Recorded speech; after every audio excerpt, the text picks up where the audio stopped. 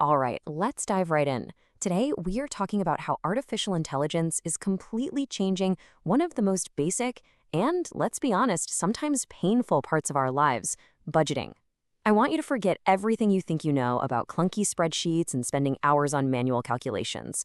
We are officially in the age of intelligent finance, and we're about to break down exactly what that means for you.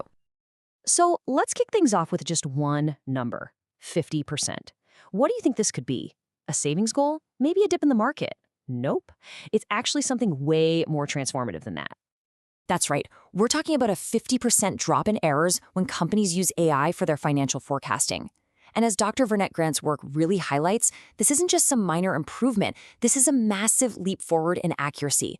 It literally changes the entire game for financial planning. So here's our game plan for today. First, we'll get a handle on this whole revolution. Then we'll see how it applies to your own wallet. After that, we're going to scale up to the business world, check out the specific tools being used, and wrap up with a really important look at the risks and how to do this stuff the smart way. Okay, first section. Let's really get into the core of this shift. For as long as most of us can remember, a budget was this static thing, right? A spreadsheet that was basically a history lesson.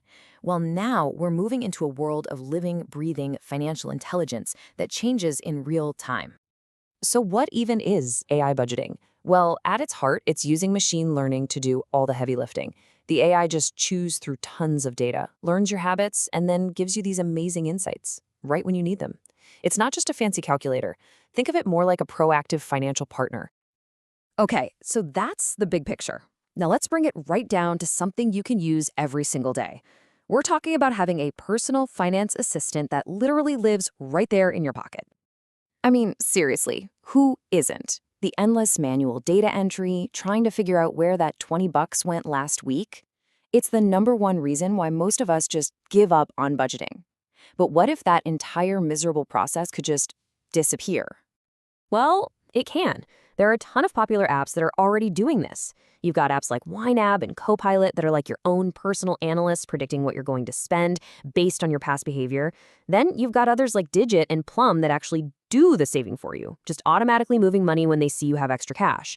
It's budgeting that finally works for you instead of you working for it. You know, when you put them side by side, the difference is just night and day. The old way was a chore. It was manual, it was rigid, and it was slow. The new way? It's automatic, it's flexible, and it's instant. And that totally changes your role in all this. Instead of just looking backward, you're getting these predictive alerts about the future, helping you sidestep overspending before it even happens.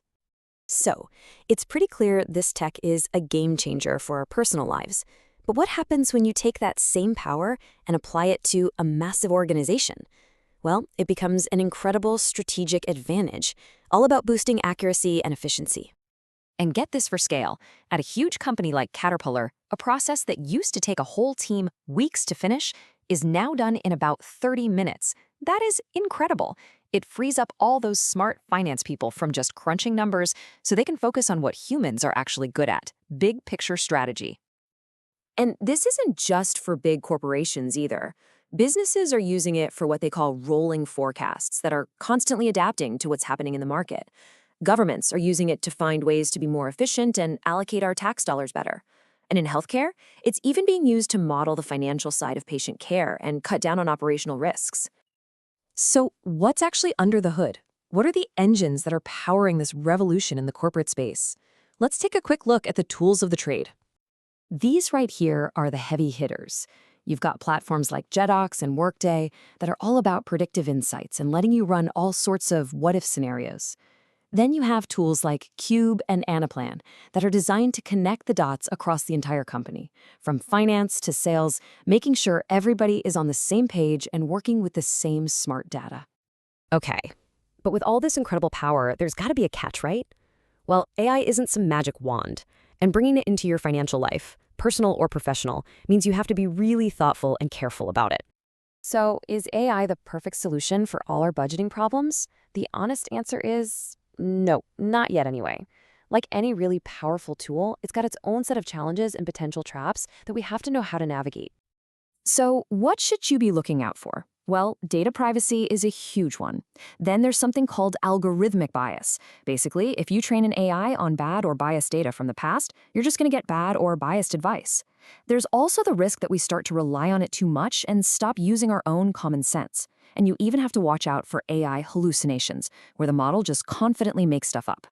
But don't worry, there's absolutely a smart way to do this. It all starts with figuring out what you really need, not just chasing shiny new tech. Then, you securely connect your data.